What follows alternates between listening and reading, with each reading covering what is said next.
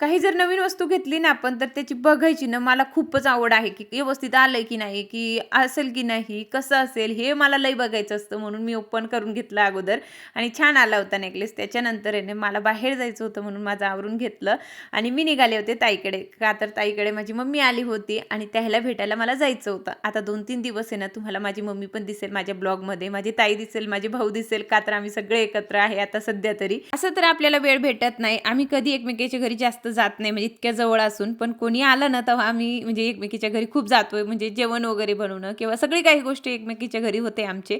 तर आता तसंच तुम्हाला 2-3 दिवस माझ्या ब्लॉगमध्ये बघायला भेटेल. तर इथे ना मम्मीला घेऊन मी माझ्या घरी आले होते आणि जे काही भाजीपाला आणलं होतं मम्मीने गावाकडून, इतकं काही वानुळा घेऊन आले होते, ते व्यवस्थित सगळं मला भरून ठेवायचं होतं. ते भरून घेतलं आणि मस्त संध्याकाळचं आता जेवण करायचं होतं. स्वयंपाक तर मी दुसरं नवीन काही बनवलेलं नव्हतं, का तर मम्मी माझ्याकडे 2-3 दिवस राहणार होते, तर नंतर मी नक्कीच बनवेल. तर चला आता ब्लॉगची एंड मी इथेच करते. बाय.